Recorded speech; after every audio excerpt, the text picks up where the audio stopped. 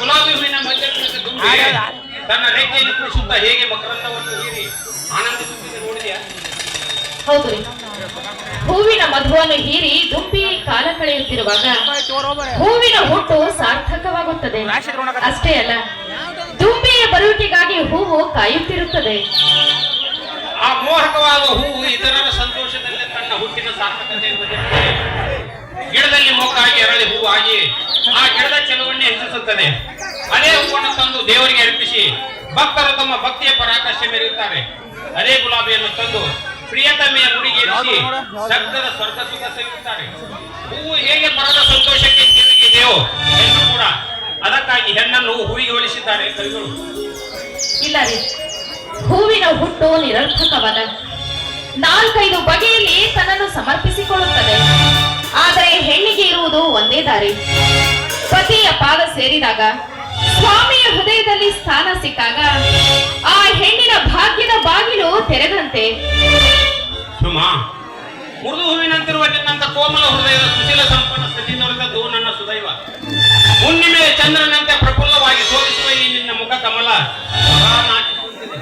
ನಕ್ಕರೆ ಅಕ್ಕರೆಯಿಂದ ಗುಳಿಗಿಳುವ ಈ ನಿನ್ನ ಮೋಹಕ ಕಲ್ಲ ಆ ದಂತಗಳ ಸಾಲು ದಾಳಿಂಬಿ ಬೀಜವನ್ನು ಮರೆಸುತ್ತಿದೆ. ನೀವು ಅತಿಯಾಗಿ ಹೊಗಳುತ್ತಿರುವಿರಿ ನನ್ನನ್ನು. ಈ ನಿಮ್ಮ ಹೃದಯದ ವೈಶಾಲ್ಯದ ಮುಂದೆ ನಾನು ತೀರಾ ಅಲ್ಪಳು. ಹಣ ಬಂಗಾರವನ್ನ ತುಂಬಿಕೊಂಡು 100 ಸುಂದರಿಯರು ನಿಮ್ಮ ಮನೆ ತುಂಬಲು ನಿಂತಾಗ ನನ್ನಂಥ ಕಡುಬಡಗಳನ್ನ ಕೈ ಹಿಡಿದಿರಲ್ಲ. ನಿಮಗೆ ಕೃತಜ್ಞತೆ ಸಲ್ಲಿಸಲು ಶಬ್ದಗಳೇ ಸಾಲುತ್ತಿಲ್ಲ ಸ್ವಾಮಿ. ಹಣ ಬಂಗಾರದೊಂದಿಗೆ ಮನೆ ತುಂಬಲು ಸಾಲೆ ನಿಂತಿರಬಹುದು ನಿಜ, ಆದರೆ ನನ್ನ ಮನೆ ಮನ ಬೆಳಗಲು ಬೇರೆ ಯಾವ ಹೆಣ್ಣಿಂದಲೂ ಸಾಧ್ಯವಿಲ್ಲ. ಪುಂಗಿಯ ನಾದಕ್ಕೆ ಹಾವಿನೇಡಿಯಂತೆ ಹೊಯ್ದಾಡುವ ಈ ನಿನ್ನ ಕೇಶ ರಾಶಿ, ಸಂಪಿಗೆ ಮಗು ಕಂಪು ಸೂಸುವಂತಿರುವ ಈ ನಿನ್ನ ನೀಲನಾಸಿಕ ನೀಲ ಮುಗಿಲಲ್ಲಿ ನಕ್ಷತ್ರಗಳನ್ನು ಸಹ ನಾಶಿ ತಲೆ ತಗ್ಗಿಸುವಂತೆ ಮಾಡಿದೆ ಈ ನಿನ್ನ ಸುಂದರ ದೇಹ. ಒಟ್ಟಿನಲ್ಲಿ ರಂಬೆ ಮೇನಕೆಯನ್ನು ಮರೆಸುವ ನಿನ್ನನ್ನು ಪಡೆದ ನಾನೇ ಭಾಗ್ಯವಂತ. ನೋಡಿ, ಮಲ್ಲಿಗೆ ಮಾಲೆಯಲ್ಲಿರುವ ನಾರಿನ ತೆರದಿ ನಾನಿರುವೆ. ಮಾಲೆಯಿಂದ ನಾರು ಬೇರ್ಪಟ್ಟರೆ ಅದಕ್ಕೆ ಬೆಲೆಯುಂಟೆ. ಕಡು ಬಡತನದಲ್ಲಿ ಕಷ್ಟದ ಕಣ್ಣೀರಿನಲ್ಲಿ ಕೈ ತೊಳುತ್ತಿದ್ದ ನಾನು ನನ್ನ ಅಣ್ಣನಿಗೆ ನಿಮ್ಮಂಥವರ ವರ ಸಾನ್ನಿಧ್ಯ ಸಿಗುತ್ತದೆ ಅಂತ ಕನಸಿನಲ್ಲಿಯೂ ಕಂಡಿದ್ದೇನೆ. ಸುಮಾ, ನನ್ನನ್ನು ನೀನು ಮದುವೆಯಾಗುತ್ತೀಯಾ ಅಂತ ನಮ್ಮ ಮನೆಗೆ ಬಂದು ಕೇಳಿದಾಗ ನಾನು ಕನಸಿನ ಮನೆಯಲ್ಲಿ ಪ್ರವೇಶಿಸಿದ್ದೆ. ಅಷ್ಟೇ ಅಲ್ಲ, ನೀವು ಕೊಟ್ಟ ಮಾತಿಗೆ ತಪ್ಪದಂತೆ ನನ್ನ ಕೈ ಹಿಡಿದು ಸಮಾಜದಲ್ಲಿ ಆದರ್ಶ ವ್ಯಕ್ತಿ ಆದ್ರಲ್ಲ, ನಿಮ್ಮ ಕೈ ಹಿಡಿದ ನಾನೇ ಧನ್ಯಳು. ನೀನು ನನ್ನ ಹೃದಯ ಮಂಜರಿದಿ ಬಾಳಿ ಬೆಳಗುವ ಭಾಗ್ಯ ದೇವತೆ. ನೀ ನನ್ನ ಬಾಳಿನ ಮಾಣಿಕ್ಯ ರತ್ನ.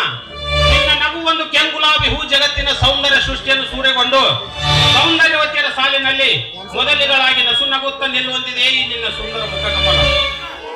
ಸುಮಾ, ಕೋಗಿಲೆಯನ್ನು ನಾಚಿಸುವ ನಿನ್ನ ಸುಮಧುರ ಕಂಠದಿಂದ ಒಂದು ಸುಂದರ ಹಾಡು ಹೊರಟಾಗ ನನ್ನ ಮನಸ್ಸು ಮಾನಸ ಸರವಾಗಿ ತೇಲುತ್ತದೆ. ಬೇಗ ಹೊರಹೊಮ್ಮಿಸು. ಶ್ರೀ ಹೋಗ್ರಿ, ನಿಮ್ಮ ಮುಂದೆ ನಾನು ಹಾಡ್ಬೇಕೆ? ನನಗೆ ತುಂಬಾ ನಾಚಿಕೆ ಆಗುತ್ತೆ. ನಿನ್ನ ಶ್ರೀಕಂಠ ಊಲಿತವನ್ನು ನಾನು ಹೈಸ್ಕೂಲ್ ದಿನಗಳ ನಂತರ ಕೇಳೇ ಇಲ್ಲ.